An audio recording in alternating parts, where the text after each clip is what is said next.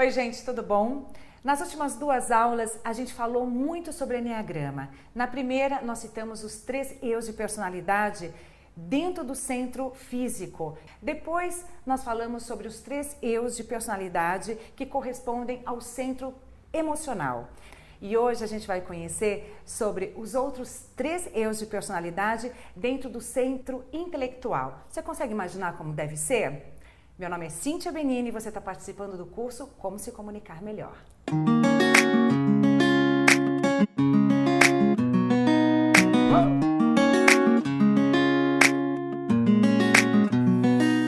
Olá, eu e Christian Pater, um especialista em Enneagrama, que é uma forma de você se conhecer e assim você aprender, a reconhecer as suas habilidades, os seus pontos a serem aprimorados e dessa forma você poder conviver socialmente e profissionalmente muito melhor. Nós já falamos sobre 6 eus de personalidade, 3 dentro do centro emocional, 3 dentro do centro físico, E hoje nós vamos falar sobre mais 3 eus de personalidade reconhecidos pelo Enneagrama dentro do centro intelectual.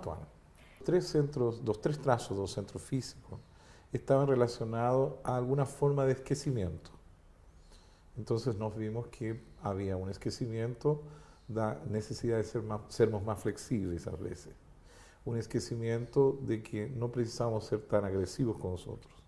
Um esquecimento de nós mesmos, que às vezes faz com que nós protelemos coisas importantes. Depois vimos o centro emocional, onde percebimos que nós às vezes nos mentimos de alguma das 3 maneiras que o Enneagrama nos mostra. Primeira mentira é achar que sempre temos que fazer algo pelo outro para nos sentirmos amados e não darmos conta que podemos ser amados pelo que somos. A segunda mentira é de que às vezes achamos que nunca vamos a ser felizes. E a terceira mentira é que achamos que temos que fazer coisas muito importantes para ser reconhecidos e amados pelos outros. O que vamos a ver agora? Vamos a ver os 3 traços do centro intelectual que têm a ver com nossos 3 grandes medos. Então vamos começar pelo primeiro medo, traço 5 do Enneagrama. Nós temos um eu que precisa saber. Então nós queremos aprender. Então, esse querer aprender e querer ter a informação adequada, querer ter os conhecimentos adequados, ele está fundamentado, ainda que não nos demos conta, em um medo, que é o medo de não saber. É uma forma que temos de enfrentar e de nos proteger do desconhecido. Então, eu tenho que saber, eu tenho que ter informação. Traço 5 é nossa capacidade de conhecer, nossa capacidade de pensar, de calcular, de ter lógica, discernimento. E isso é muito bom. Que é o negativo desse traço? É quando nós confundimos o entender intelectualmente algo com efetivamente compreendê-lo e vivê-lo. Não é a mesma coisa você falar ama-te o próximo como a ti mesmo, desde um ponto de vista dogmático religioso, a você efetivamente ser fraterno e amoroso com seus semelhantes. São 2 coisas muito diferentes. Então, às vezes o perigo do traço 5 em nossa personalidade é quando ficamos demasiado teóricos, quando ficamos demasiado afastados da realidade e criamos nossa realidade mental como se fosse separada do mundo real. Realidades mentais que nós afirmamos racionalmente, que nós defendemos radicalmente, temos os dogmas, temos as crenças que nos limitam. Às vezes existe a crença limitante de dizer, por exemplo, eu não me interesso por Enneagrama porque eu me formei em psicoanálise. Então parece que há uma divisão. E não consigo entender que poderia haver uma união entre essas 2 coisas. Eu não consigo entender, por exemplo, que música e matemática têm alguma relação. Então, as pessoas mais inteligentes, elas são capazes de unir conhecimento. As pessoas mais sábias, elas conseguem encontrar as semelhanças entre as diferenças. A pessoa dogmática, a pessoa que tem um raciocínio limitado, ela tende a achar que o que ela sabe é melhor do que o outro sabe, que o que ela conhece é melhor do que o outro conhece. O tal do ego intelectual. O ego intelectual, né? Você quantos livros leu sobre Enneagrama? Apenas um. Pois eu li 200. Então, creio que não podemos conversar sobre o assunto. É aquela coisa professoral, né? Sim. O cara que se acha porque tem um conhecimento, né? Então, nós temos que ter cuidado com esse nosso eu 5, porque às vezes nós ficamos presos em determinados conhecimentos e rejeitamos qualquer coisa nova que venha ao nosso intelecto. E isso é muito perigoso. Na verdade, nós, os seres humanos, ainda estamos muito longe de ter um raciocínio correto sobre as coisas, de ser objetivos, né? Muitas vezes não somos objetivos, achando que sabemos, não sabemos. Nós temos mais dois, né, Mais traços. Quais são eles? Então, depois do outro extremo, deste traço 5, eu vou falar agora do traço 7. O que é o traço 7 em nossa personalidade? O traço 7 é aquela parte nossa que se aventura, que cria, que inova, que diz, por que não? Por que não fazemos isto? Por que não vivimos isto? Será que não podemos fazer um novo tipo de celular que seja diferente? Vamos fazer um celular redondo. Então, essa capacidade de criar e de inovar é característica do traço 7. E também é característica das personalidades 7 uma certa sensação de liberdade na vida, né?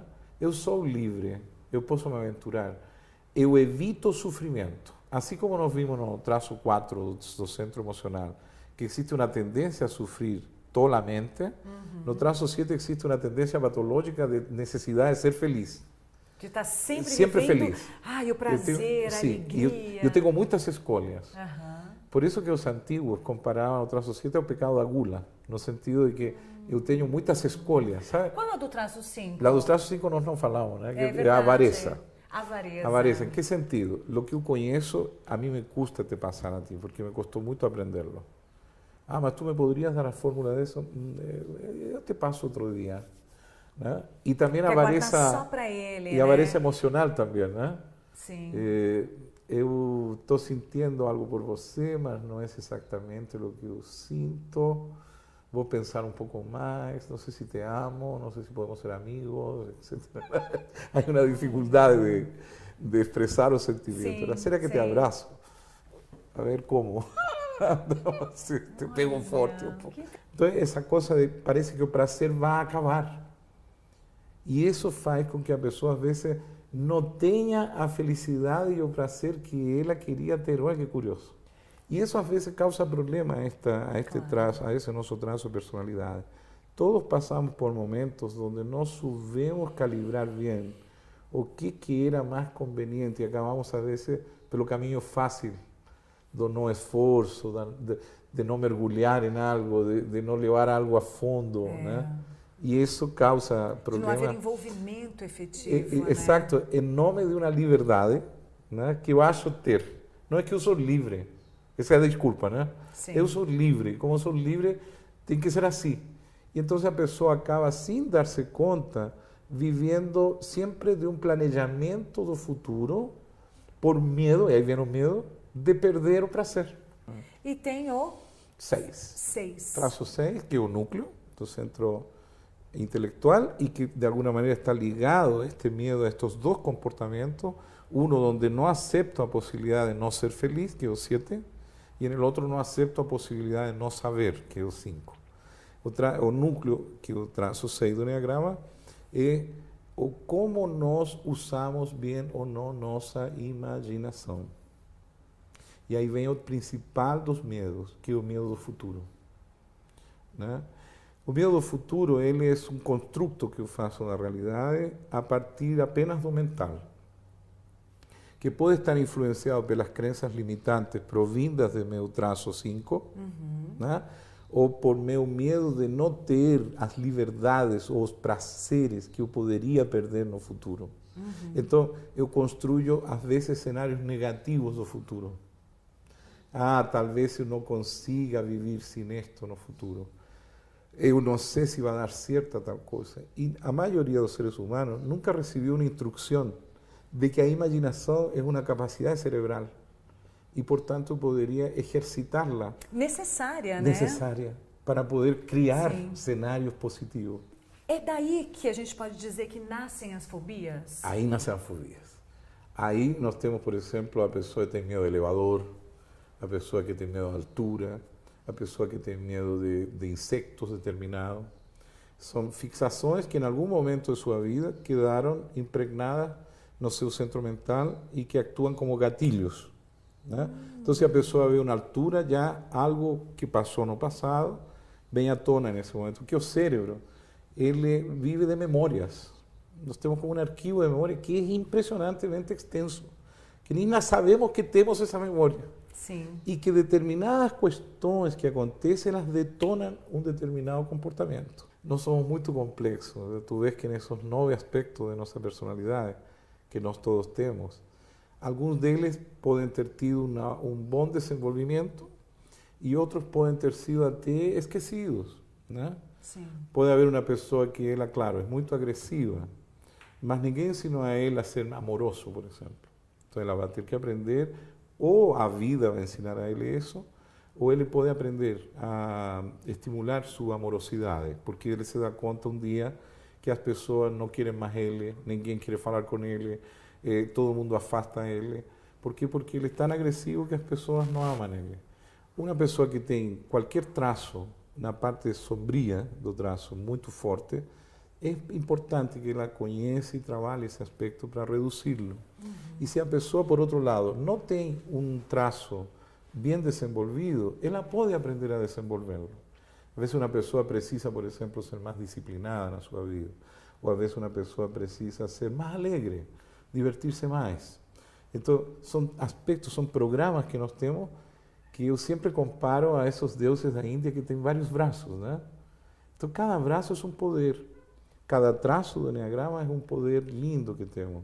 O poder de ordenar, o poder de ampliar, o poder de fazer algo por nós, o poder de amar, o poder de fazer algo importante, o poder de sermos sensíveis a um pôr do sol, o poder de aprender, de conhecer coisas desconhecidas, o poder de imaginar, de criar uma obra de arte, um livro, um filme. E acreditar que isso pode ser possível. E acreditar que pode ser possível. Então, todas essas coisas nós temos aqui conosco e só temos que tirar o que sobra.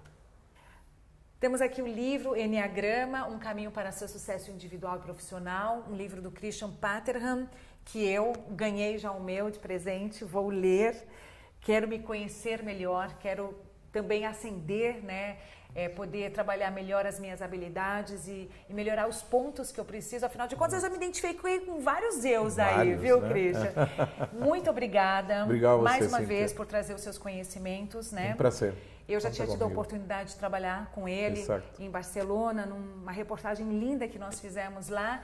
E, sem dúvida, quando eu escrevi esse curso, vi o Enneagrama e falei, não, o Christian tem que vir e novamente dividir essas experiências maravilhosas. Muito obrigada mais uma vez. Cíntia. E eu quero saber qual que é o seu eu, hein, de personalidade.